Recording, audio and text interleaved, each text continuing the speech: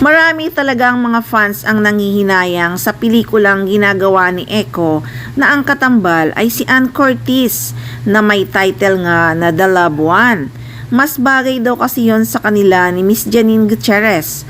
Pero yun nga, balik tambalan talaga sina Ann Curtis at Jericho Rosales. Ganon talaga trabaho lang naman yan at may pamilya na rin naman si Ann Curtis. Naging blockbuster din kasi ang Baler na unang pinagsamahan ng dalawa. Nakita nyo naman hindi sila love team noon pero tinangkilik ng mga netizens ang pelikulang Baler at nanalo pa ngang Best Picture sa 34th Metro Manila Film Festival.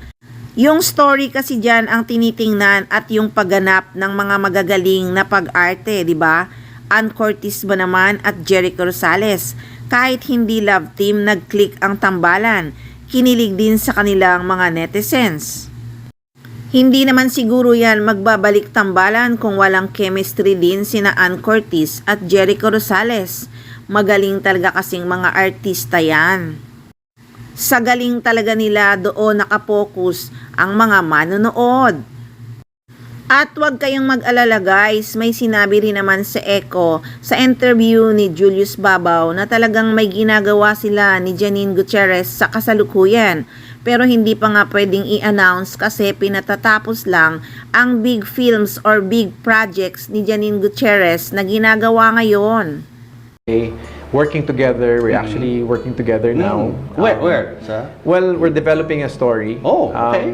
for film kami with, I can't announce it muna, but you know, we started, we are working on a story that, a film that we're developing together.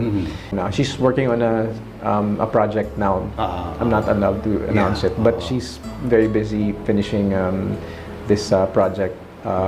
It's a big project.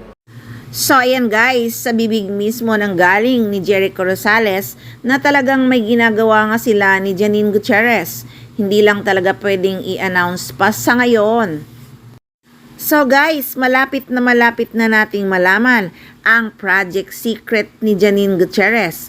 May event kasi na nakapost sa social media na close private event and Janine Gutierrez rap. Siguradong may kinalaman ito sa kanyang project secret.